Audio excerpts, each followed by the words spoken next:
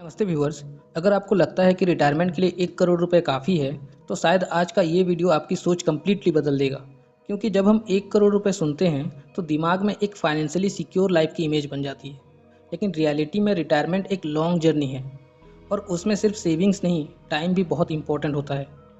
Job के time हर month salary आती रहती है, लेकिन रिटायरमेंट के बाद वही इनकम सडनली रुक जाती है। Electricity bill, medicine, groceries, travel, ये सारे एक्सपेंसेस रिटायरमेंट के बाद भी चलते रहते हैं। और फिर एंट्री होती है इन्फ्लेशन की, जो धीरे धीरे आपके पैसों की वैल्यू कम करता रहता है।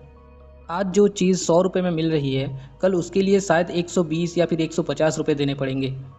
एग्जाम्पल समझिए, 2024 में 1 किलो आलू का प्राइस 20 रुपये था, तो 2034 में 10 साल बाद वो लगभग दुगना हो चुका होगा। तो ठीक वैसे ही रिटायरमेंट के बाद आपका एक्सपेंसेस भी कांस्टेंट नहीं रहने वाला। आज के समय में 50,000 रुपये एक डिसेंट मंथली एक्सपेंसेस हो सकता है, स्पेशली एक अर्बन मिडिल क्लास फैमिली के लिए। लेकिन 10 या 15 साल बाद वही लाइफस्टाइल मेंटेन करने के लिए आपको काफ़ी ज़्यादा पैसों की ज़रूरत पड़ेगी। इन्फ्लेशन साइलेंटली काम करता है, और लोग अक्सर रिटायरमेंट प्लानिंग में इसी चीज़ को अंडर एस्टिमेट कर देते हैं। रिटायरमेंट के बाद हेल्थ केयर एक्सपेंसेस भी काफ़ी इंक्रीज़ हो जाते हैं, और मेडिकल इन्फ्लेशन नॉर्मल इन्फ्लेशन से काफ़ी ज़्यादा होता है। कभी कभी एक मेजर मेडिकल इमरजेंसी सालों की सेविंग्स को डिस्टर्ब कर सकती है। पिछले रिसेंट कुछ सालों की कंपैरिजन में देखोगे, तो आज लोग पहले से ज़्यादा लॉन्ग लाइफ जी रहे हैं, और इसका मतलब रिटायरमेंट पीरियड भी लॉन्गर हो चुका है। अगर आप 60 की एज में रिटायर होते हैं, तो पॉसिबल है आपको 85 या 90 तक फाइनेंशियली मैनेज करना पड़ेगा। अब एक सिंपल कैलकुलेशन से समझते हैं कि 1 करोड़ रुपए एक्चुअली कितने टाइम तक चल सकता है। अगर मंथली एक्सपेंसेस 50,000 रुपये है, तो ईयरली एक्सपेंस अराउंड 6 लाख बन जाता है। सिंपल मैथ्स के अकॉर्डिंग 1 करोड़ अप्रॉक्सीमेटली 16 से 17 साल तक चलेगा। और ये कैलकुलेशन तब है जब हमने इन्फ्लेशन को प्रॉपरली कंसिडर भी नहीं किया। रियल लाइफ में एक्सपेंसेस हर साल बढ़ेंगे, इसलिए कॉर्पस एक्सपेक्टेड से जल्दी ख़त्म हो सकता है। हम सब एक पीसफुल रिटायरमेंट का ड्रीम देखते हैं, लेकिन बिना प्रॉपर प्लानिंग के रियलिटी काफ़ी स्ट्रेसफुल हो सकता है। रिटायरमेंट के बाद लोग ट्रैवल और लाइफ एंजॉय करना चाहते हैं, लेकिन वेकेशंस और ट्रैवल एक्सपेंसेस भी काफ़ी कॉस्टली होते जा रहे हैं। बहुत लोग सोचते हैं कि फ्यूचर में बच्चे सपोर्ट कर लेंगे, लेकिन हर जनरेशन की अपनी फाइनेंशियल रिस्पॉन्सिबिलिटीज़ रहती है। रिटायरमेंट प्लानिंग में इमरजेंसी फंड बहुत इंपॉर्टेंट होता है, क्योंकि अनएक्सपेक्टेड सिचुएशंस कभी भी आ सकती हैं। अगर रिटायरमेंट के बाद अपना घर नहीं है, तो रेंट और मेंटेनेंस एक बड़ा मंथली एक्सपेंस बन सकता है।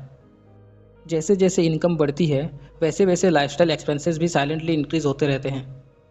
आज के प्राइवेट सेक्टर में गारंटीड पेंशन बहुत रेयर हो चुकी है, इसलिए रिटायरमेंट कॉर्पस भी इम्पोर्टेंट हो गया है।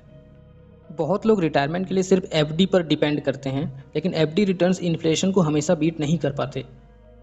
एक्सपर्ट्स के अकॉर्डिंग रिटायरमेंट में लिमिटेड विड्रॉवल करना सेफर होता है, ताकि कॉर्पस ज़्यादा टाइम तक सस्टेन कर सके। अगर रिटायरमेंट के बाद पैसिव इनकम सोर्स हो, तो फाइनेंशियल प्रेशर काफ़ी कम हो सकता है। इसलिए रिटायरमेंट का मतलब इन्वेस्टमेंट स्टॉप करना नहीं होता, बल्कि स्मार्टली मैनेज करना होता है। लॉन्ग टर्म रिटायरमेंट पीरियड को बीट करने के लिए थोड़ा कंट्रोल्ड इक्विटी एक्सपोजर हेल्पफुल हो सकता है। सेफ रिटायरमेंट प्लानिंग का सीक्रेट सिर्फ रिटर्न्स नहीं, बल्कि प्रॉपर बैलेंस होता है। जितना जल्दी इन्वेस्टिंग स्टार्ट करते हैं, उतना ज़्यादा कंपाउंडिंग आपके फेवर में काम करता है। अर्ली स्टार्ट करने वाले लोगों को रिटायरमेंट में ज़्यादा एडवांटेज मिलता है, क्योंकि उनके पास सबसे वैल्यूएबल एसेट होता है, वो है टाइम। रिटायरमेंट प्लानिंग में डिले का मतलब होता है फ्यूचर में ज़्यादा प्रेशर और बिगर मंथली इन्वेस्टमेंट्स। छोटे रेगुलर इन्वेस्टमेंट भी लॉन्ग टर्म में एक स्ट्रॉन्ग रिटायरमेंट कॉर्पस बिल्ड कर सकते हैं। इन्वेस्टमेंट अमाउंट का डिफरेंस फ्यूचर कॉर्पस में ह्यूज इम्पैक्ट लाता है, इसलिए प्लानिंग रियलिस्टिक होनी चाहिए। सिर्फ सेविंग्स इनाफ नहीं है, रिटर्न्स को इन्फ्लेशन से फास्टर ग्रो करना भी ज़रूरी होता है। अब आता है सबसे इम्पोर्टेंट बात, इंश्योरेंस। अगर इंश्योरेंस प्रॉपर नहीं होगा, तो इमरजेंसीज रिटायरमेंट सेविंग्स को डायरेक्टली हिट कर सकती हैं। हेल्थ कॉस्ट को देखते हुए हेल्थ इंश्योरेंस रिटायरमेंट प्लानिंग का एक एसेंशियल पार्ट बन चुका है। फाइनेंशियल इंडिपेंडेंस का मतलब सिर्फ रिच बनना नहीं होता, बल्कि बिना स्ट्रेस के लाइफ जीना होता है। अपनी रिटायरमेंट प्लानिंग खुद स्ट्रॉन्ग बनाना बेटर होता है, ताकि फ्यूचर में किसी पर डिपेंडेंसी फील ना हो।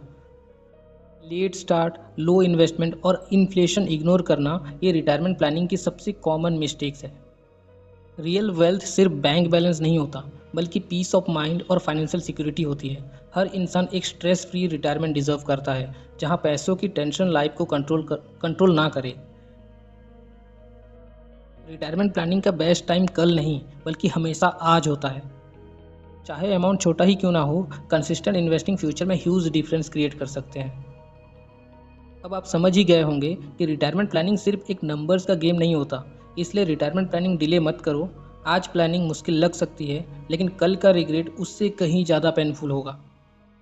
ऐसे ही फाइनेंशियल टिप्स के लिए चैनल को सब्सक्राइब जरूर करें। Thank you.